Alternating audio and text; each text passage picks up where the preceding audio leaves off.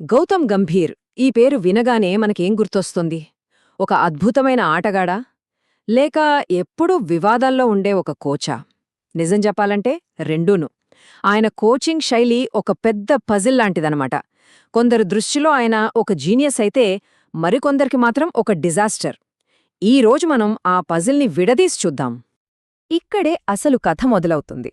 ఒక ఫార్మాట్లో ఆయన టీమిండియాకు దశాబ్దాల కరువు తీర్చిన హీరో. అదే సమయంలో మరో ఫార్మాట్లో ఆయన నాయకత్వం మీద తీవ్రమైన విమర్శలొచ్చాయి. ఒకే మనిషి, కాని రెండు వేర్వేరు కథలు. అసలదెలా సాధ్యం? పదండి దీని కొంచెం లోతుగా చూద్దాం. సరే, ఈ మొత్తం కథను మనం ఒక పద్ధతి ప్రకారం విడదీసి చూద్దాం. ముందుగా ఈ గంభీర్ పారాడాక్స్ అంటే ఏంటో చూద్దాం. ఆ తర్వాత ఆయనకు అనుకూలంగా వ్యతిరేకంగా ఉన్న వాదనలు ఏంటో పరిశీలిద్దాం. అక్కడ్నుంచి అసలు లీడర్షిప్ స్టైల్స్ని పోల్చి ఫార్మాట్ల మధ్య ఉన్న తేడా ఏంటో అర్థం చేసుకుందాం. చివరగా ఇదంతా ఇండియన్ క్రికెట్కి ఎలాంటి పందెమో చర్చిద్దాం. సరే, అయితే మనం మొదటి సెక్షన్లోకి వెళ్ళిపోదాం. అసలు ఈ గంభీర్ పారాడాక్స్ అంటే ఏమిటి? ఒకే మనిషిని మనం ఒకేసారి ఒకవైపు ట్రోఫీలందించే హీరోగా, మరోవైపు టీంలో గందరగోళం సృష్టించే విలన్గా ఎలా చూడగలుగుతున్నాం? అదే ఇక్కడ పాయింట్. సరే, ముందుగా మనం ఫ్యాక్ట్స్ చూద్దాం. గంభీర్ కోచింగ్లో టీమిండియా 2025 ఛాంపియన్స్ ట్రోఫీ గెలిచింది. ఇదేమీ చిన్న విషయం కాదు కదా.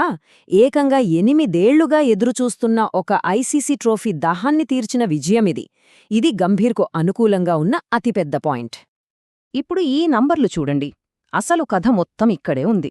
వైట్ బాల్ క్రికెట్లో ఏకంగా 90% గెలుపు శాతం, అంటే దాదాపు ఓటమే లేదన్నమాట. కాని అదే టెస్ట్లకొచ్చేసరికి గెలుపు శాతం జస్ట్ 33%. ఇది మామూలు తేడా కాదు, భూమికి ఆకాశానికి ఉన్నంత తేడా. ఒకే కోచ్, ఒకే టీం, మరి ఈ తేడా ఎందుకొచ్చింది? ఇదే ది గంభీర్ పారాడాక్స్.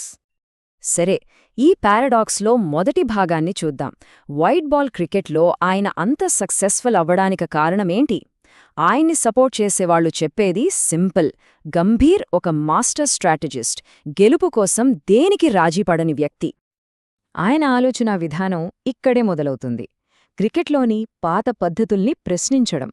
ముఖ్యంగా లిమిటెడ్ ఓవర్స్ క్రికెట్లో ఈ బ్యాటింగ్ ఆర్డర్ పట్టింపులు ఉండకూడదు, పరిస్థితిని బట్టి మారడమే ముఖ్యమని ఆయన నమ్మకం. అంతే. ఇదే ఆయన సక్సెస్ ఫార్ములా. చాలా సింపుల్.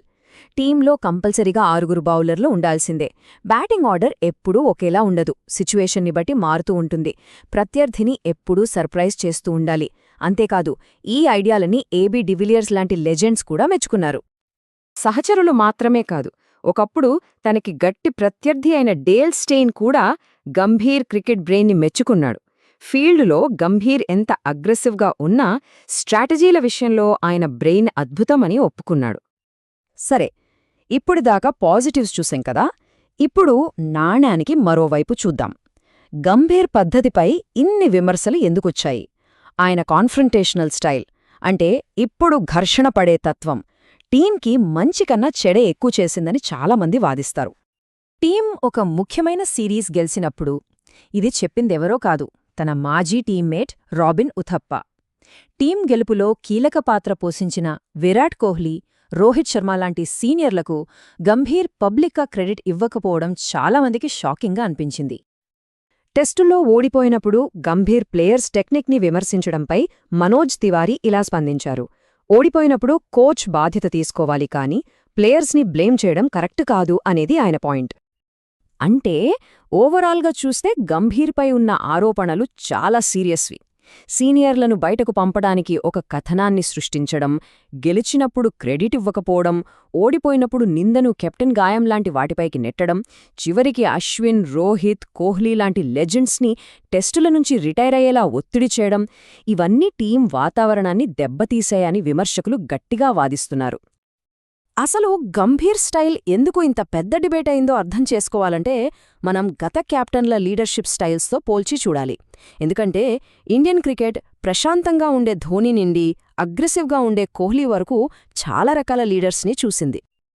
ఉదాహరణకు ఎంఎస్ ధోనీనే తీసుకోండి. కెప్టెన్ కూల్ అని పేరు ఊరికే రాలేదు కదా. ఆయనది సర్వెంట్ లీడర్షిప్. అంటే ప్లేయర్స్కి పూర్తి స్వేచ్ఛ ఇచ్చి ప్రెషరంతా తను తీసుకుని డ్రెస్సింగ్ రూంలో ఒక ప్రశాంతమైన వాతావరణం క్రియేట్ చేశాడు. ఆ కారణంగానే ప్లేయర్స్ అంతా ఫ్రీగా అద్భుతంగా ఆడగలిగారు. ఇక దీనికి కంప్లీట్ ఆపోజిట్ విరాట్ కోహ్లీ. ఆయనది అథారిటేటివ్ లీడర్షిప్. తనొక స్టాండర్డ్ సెట్ చేసి టీంలో ప్రతి ఒక్కరూ అదే లెవెల్లో ఆడాలని డిమాండ్ చేశాడు. ఆయన అగ్రెషన్, ఫిట్నెస్ మీద ఉన్న ఫోకస్ టీంలోకి ఒక సరికొత్త ఎనర్జీని తీసుకొచ్చింది. ఇప్పుడు ఈ డేటా చూడండి, చాలా ఇంట్రెస్టింగ్గా ఉంటుంది. దీని బట్టి మనకేమర్థమవుతోంది? సక్సెస్కి ఒకే రూల్ అంటూ ఏదీ లేదు. ధోనీ ప్రశాంతమైన స్టైల్ 3 ఐసీసీ ట్రోఫీలు గెలిపిస్తే, కోహ్లీ అగ్రెసివ్ స్టైల్ టెస్టుల్లో టీమిండియాను నంబర్ 1 చేసింది. అంటే లీడర్షిప్ స్టైల్ ఏదైనా సరే రిజల్ట్స్ రాబట్టొచ్చన్నమాట. ఆల్ రైట్, ఇక్కడే మనం అసలు పాయింట్కి వస్తున్నాం.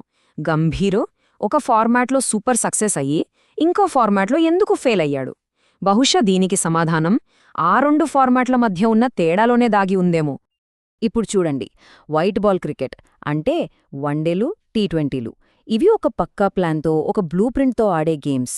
ఆ ప్లాన్ని పర్ఫెక్ట్గా ఎగ్జిక్యూట్ చేస్తే చాలు, రిజల్ట్స్ వస్తాయి. కానీ టెస్ట్ క్రికెట్ కథ వేరు. అది 5 రోజుల పాటు సాగే ఒక చెస్ గేమ్ లాంటిది. ప్రతి సెషన్కి వ్యూహాలు మార్చుకోవాలి, పరిస్థితులకు తగ్గట్టు అడాప్ట్ అవ్వాలి.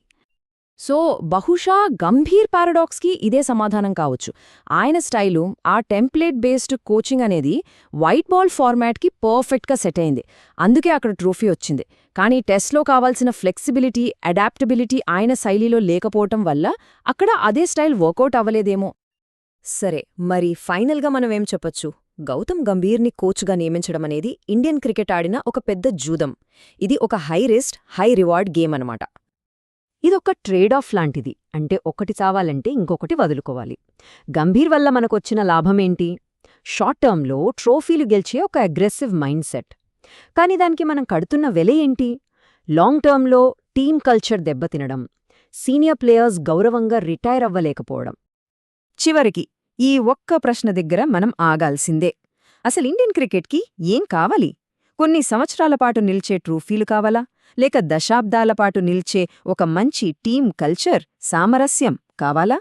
గంభీర్ కోచింగ్ ఎపిసోడ్ మన ముందు ఈ ప్రశ్నను ఒక అద్దంలా పెడుతోంది. ఈ ప్రశ్నకు సమాధానమంత సులువు కాదు. దీని గురించి ఆలోచించాల్సిన బాధ్యత మనందరిపైనా ఉంది.